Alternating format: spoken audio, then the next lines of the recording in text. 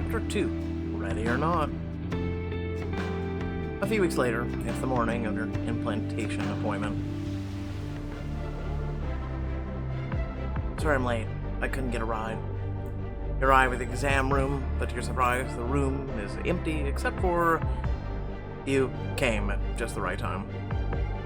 Cole crosses the room to help you out of your coat, which he tosses carelessly onto the exam table. But everyone else, he's on his knees now, and you're reminded of the first time you met. He's looking up at you with desire written in his gaze. Cole, we shouldn't. But don't you want to, Alyssa? Alyssa? Grip the arms of the chair as you come back to yourself in the exam room with Cole, Daphne, and Dr. Perry. Seriously, Alyssa, now's not the time to get wrapped up in a fantasy. I'm sorry, I was listening, I swear. I promise. I'm fully caught up. I've been a little out of it lately. Really? How could anyone be thrown off kilter by a situation like this? He smiled ungratefully. There was nothing in her file about a history of inattentiveness. Should we be concerned? Seriously, I'm a little dazed and she jumped straight to my genetics. It's perfectly natural, especially at this point in the process. We've been flooding Alyssa's system with hormones for today's procedure, so some spaciness, confusion, and increase in libido, well, that explains that, is to be expected. Now, Alyssa, I'll be performing your procedure today. Let's start with a walkthrough, so you know what to expect. Great, I'm ready. As you believe the words, you say them, but as soon as Dr. Perry starts talking, your mind starts to wander once more. You try to focus on Dr. Perry's words, but your thoughts keep wandering back to Cole, to his hands, his lips. I've been trying to hold it in, Alyssa, but I can't take it anymore. He leans over you until his lips are a hair's breadth away from your own, his voice lowering to a whisper. I wanted to do this ever since I bumped into you in the lobby. Cole, his name barely manages to escape before his lips are on yours in a kiss that's letting out a held breath. Don't stop, please. I need your mouth all over me. He drops his mouth to your neck, leaving a trail of hot kisses lower and lower until he reaches the edge of your hospital gown. Yes, like that, just like that. You can't help but cry out as he lifts his head to smirk up at you. Alyssa. Cole. Who's ready to make a baby? Your fantasy comes crashing down around you as your OBGYN's voice cuts through the hormone-induced haze.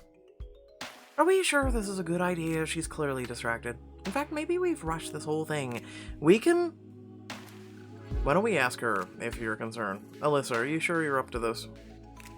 He kneels right in front of you so he can meet you at eye level.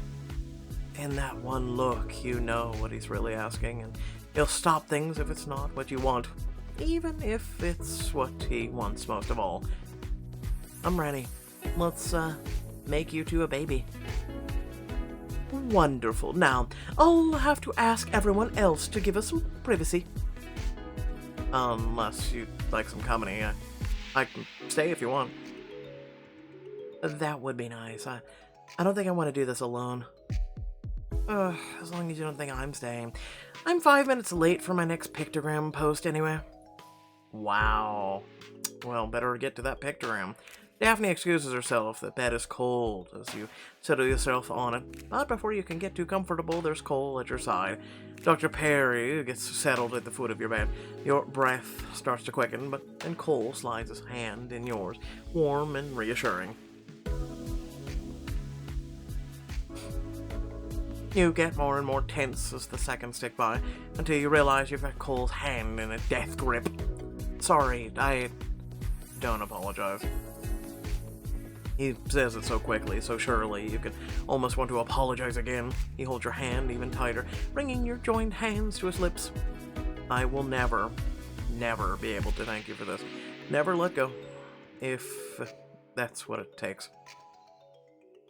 I won't. Here we go. Deep breath in. You squeeze your eyes shut, hiding from the pain, but all you feel is the solidity of his hand in yours. Once the procedure's over, you and Cole find Daphne with their driver outside. When she sees you, she starts talking a mile a minute. Now that we're officially doing this, I have the whole day scheduled for us. A tour of the house, pregnancy activities. Her eyes widen as she pulls a file folder from her bag. She just went through a medical procedure, Daphne. Which is why there's no time to waste. The first few days are crucial. If I have to have a baby, I'm not gonna have a substandard one. Dr. Berry said I could resume normal activities, but I'm not sure if I'm up for a fully scheduled day. As you slide into the backseat of their luxury SUV, Cole takes the list from Daphne and skims over it. This looks like a lot, Daph. You've only given her 30 minutes for lunch of walnut salad, and then right to Mama to be yoga. We should be using this time to get to know each other more. Daphne rolls her eyes. Get to know each other. I already know you, and Alyssa is our employee now, no offense.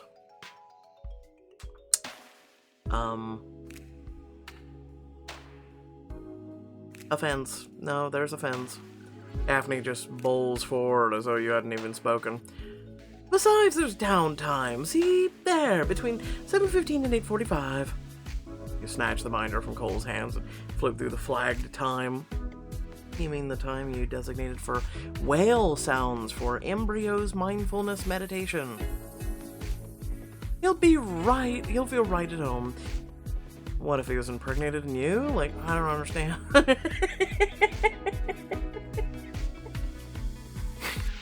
Won't he? Being a little underwater creature himself. You catch Cole doing an exaggerated eye roll and stifle a laugh, but you're fairly sure that Daphne is going to get what Daphne wants. Bullshit. Eventually, the car pulls up in front of a stately modern mansion tucked in the trees along the shore of Lake Washington. This is your house? And potentially yours during the pregnancy. He leads you inside, and if the exterior made your jaw drop, the interior absolutely takes your breath away. That's nice. Wow. It's a little estery, but it could be quite cozy with the right company. I don't know. Feels pretty cozy as is. But you could be right. It might just be the company. Cole gives you a warm smile that sends butterflies fluttering through your stomach. Or you can slip into the fantasy of you and Cole getting cozy on the couch under a shared blanket. Daphne enters the room. Cole, Alyssa, I need to remind you we are now 20 minutes behind schedule.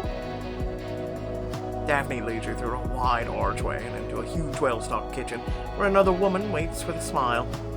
I want to introduce you to your best friend, assuming the implantation takes, of course. This is Carmen, our chef. It's wonderful to have someone new to cook for. It's lovely to meet you. I'm looking forward to taking a break from the starving artist lifestyle. You will not be starving here. Carmen has been informed of the amount of calories I've set for you every day. Lord. Cole leads you through the other rooms of the house, the formal dining room. Not to be confused with the dining nook, of course. The home theater. Rich people. Anytime you're in the mood for a movie marathon, you let me know. The game room. I don't see any games. Listen, I'm expecting one of every console, because they're rich. I told Cole this would be a waste of money, but he just had to have his man cave. I mean, that's how it should be. Like, women have their things, guys have one thing to look forward to. Gaming, that's about it. This is amazing.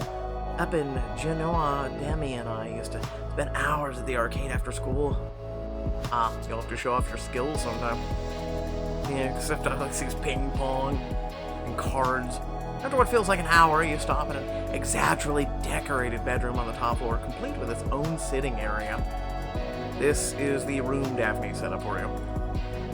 My studio's right next door, so I can keep an eye on you and your progress as often as I need. It's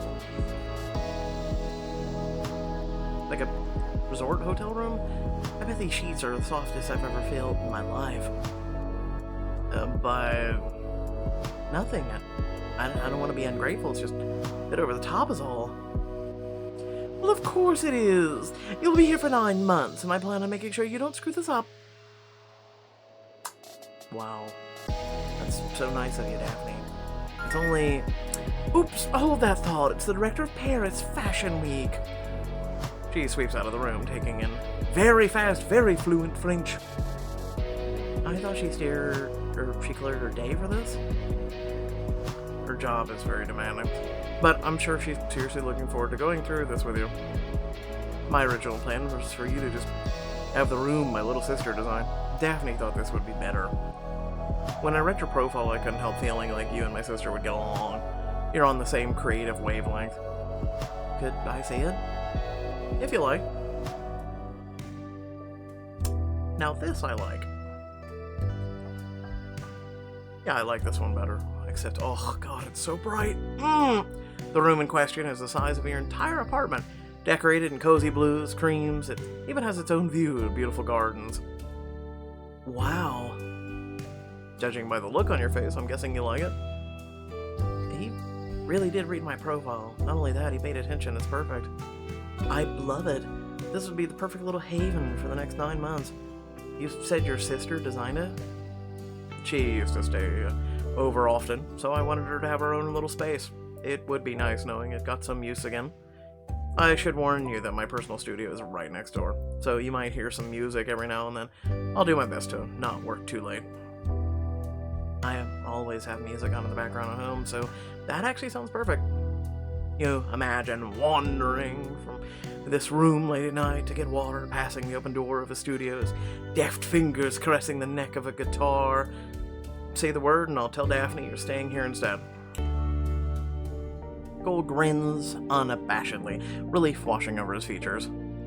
Honestly, I'm glad you like it. I made quite a few assumptions about what you might like. Is that so? How did you know I'd be into the view, the decor, the incredible bed? The decor. Which, by the way, looks like a dream apartment on a budget I could never afford. I don't know. I guess it was the photo they included in your profile. Cole steps thoughtfully towards one of the hanging prints on the wall, running his hand along the sturdy wooden frame. Most of the other candidates wore black blazers, polished skirts, and there you were, a tiny splosh of paint on your sleeve. You got all that from my surrogacy profile? You're stunned that he paid so much attention to your profile, so much attention to you. No one has ever noticed you like this before. Cole grins, shrugs, taking an unconscious step towards you. Maybe we were meant to meet, you and I. He loops an arm around your waist, shifting you closer to his body. The warmth from his chest radiates into yours as he leans closer. Cole... And continues to lean past you to grab a stuffed rabbit off the bed. It's pretty darn cute. And you mentioned that you loved rabbits. This was my sister's when she was little, and I hope to pass it on to my own child. He presses it into your hands, his fingers lingering over yours. I thought he, might be great company. Oh my god, those hormones are killing me. Of course he wasn't going in for a kiss. I'm sure we'll be the best of friends, Mr., what's his name? You know, I actually can't remember. Why don't you come up with something? Mr. Flufferton. Sure. Now, while I'm sure you want to take a closer look at things, I do have one last stop on this tour. He takes your hand and leads you out the door. Warmth spreads up your hand and settles into an ache in your belly that leaves you wanting more. I've been waiting to show you this one, saving the best for last. This is my studio, my sanctuary, you could say. I dig it. Can I have the guitar and or drums? Thank you. When I was a kid, I'd always go out to the garage, listen to all my parents' old vinyl records. With headphones on. I couldn't hear them fighting. Sounds familiar. That's how I got into art. Sketching gave me a reason to get outside. I'm sorry to hear you can relate, but that experience is a big part of why I want a family of my own. I want to share my passions with them. I can't wait to teach my kids their first chords, to sing a song with them. That image is way too adorable.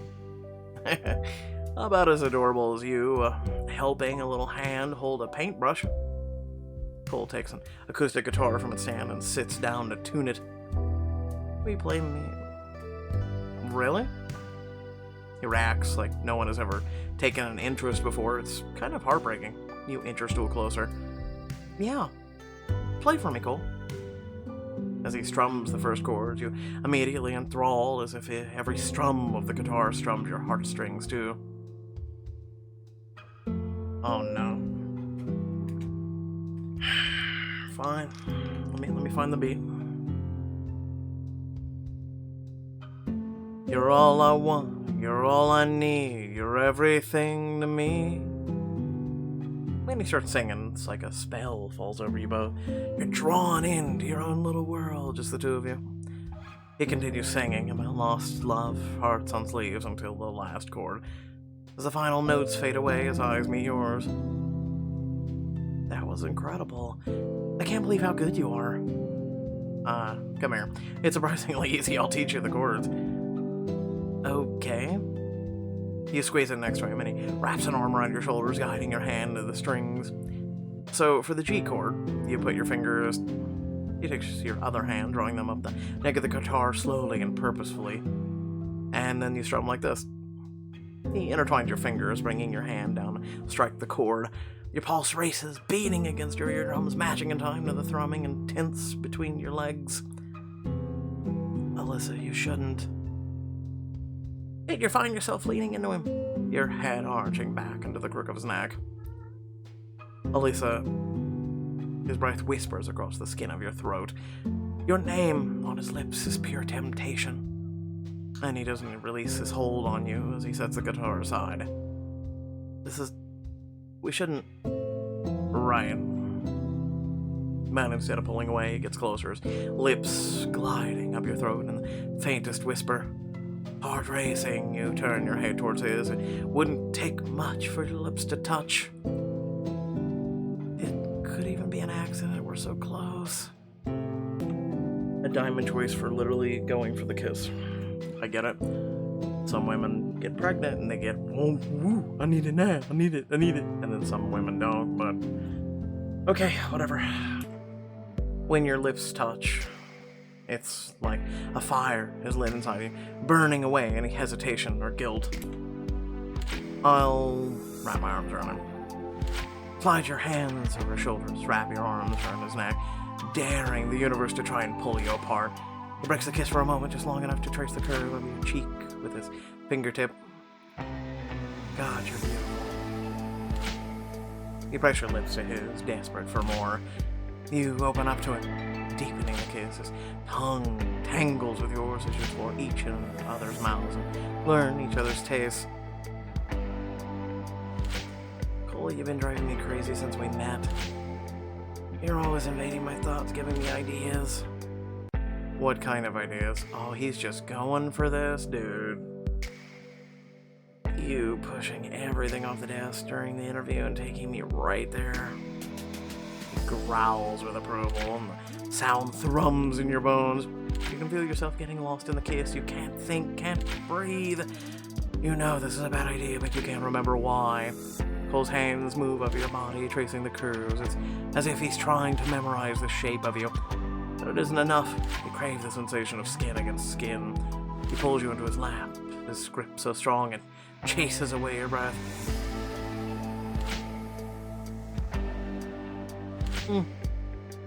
You yank his shirt up, with your hands beneath the fabric, laying your hands on his chest. Yeah. You trace the contours of his muscles with your fingertips. He's like a sculpture. Strong, solid, hard. But everyone has a weakness. He has a softness somewhere. You want to find it, claim it. Let me in, Cole. He groans your name. Lisa, we can't do this.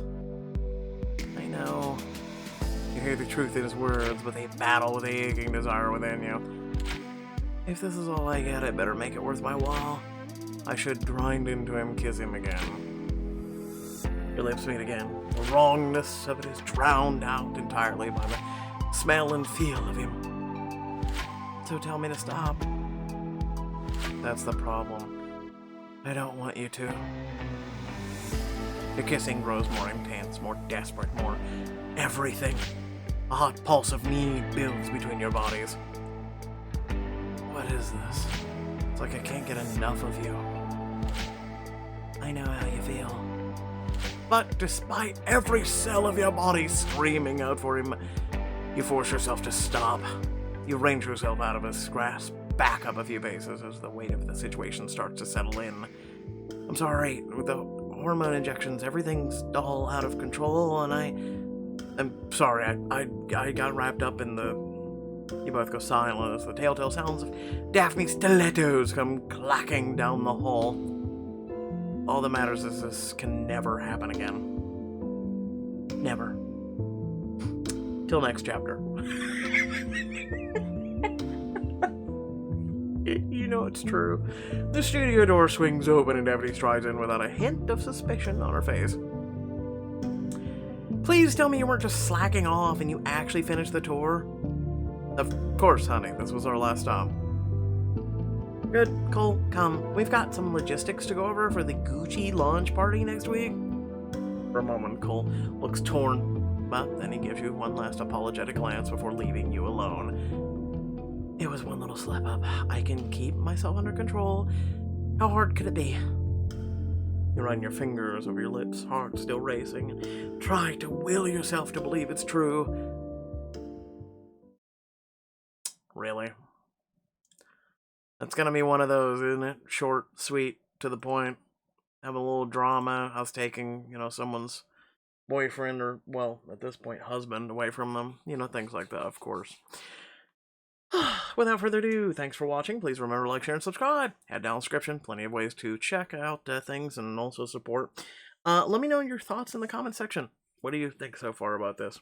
I'll leave my thoughts to be a mystery for now. Okay? If you want to know, ask. Otherwise, I'm going to leave them to be a mystery. Catch y'all later. Peace.